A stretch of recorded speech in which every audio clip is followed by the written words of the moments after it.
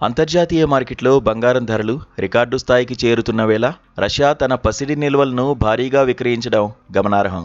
2026 ప్రారంభం నుండి ఇప్పటి వరకు రష్యా సుమారు 22 టన్నుల బంగారాన్ని అమ్మేసినట్లు తాజా నివేదికలు వెల్లడిస్తున్నాయి.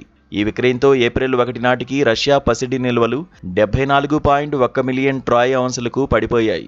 రష్యా ఉక్రెయిన్ యుద్ధం కారణంగా పాశ్చాత్య దేశాలు విధించిన ఆంక్షలే ఈ నిర్ణయానికి ప్రధాన కారణం. ముఖ్యంగా చమురు, గ్యాస్ రంగాల ద్వారా వచ్చే ఆదాయం తగ్గడంతో రష్యా ఆర్థిక వ్యవస్థపై తీవ్ర ఒత్తిడి పెరిగింది. 2026 మార్చి నాటికి ఆ దేశ బడ్జెట్ లోటు అంచనాలను మించి $61.2 బిలియన్ చేరుకుంది. ఈ లోటును పూడ్చుకోవడానికి మరియు యుద్ధ వ్యయాలను భరించడానికి రష్యా తన బంగారు నిల్వలను నగదుగా మార్చుకుంటోంది. అయితే అంతర్జాతీయంగా ధరలు పెరగడం వల్ల నిల్వల పరిమాణం తగ్గినప్పటికీ వాటి మొత్తం విలువ మాత్రం పెరగడం విశేషం. ఏడాదికి 300 టన్నుల బంగారం ఉత్పత్తి చేసే సామర్థ్యం ఉన్నప్పటికీ రష్యాకు ఈ అమ్మకాలు అనివార్యమయ్యాయి. పశ్చిమ దేశాలు రష్యా విదేశీ నిల్వలను స్తంభింపజేయడంతో బంగారం, యువాన్ మాత్రమే ఆ దేశానికి ఇప్పుడు ప్రధాన ఆధారాలయ్యాయి. ఈ నిధులతో దేశీయ సంక్షేమ పథకాలు, సైనిక అవసరాలను సమతుల్యం చేయాలని పుతిన్ ప్రభుత్వం భావిస్తోంది.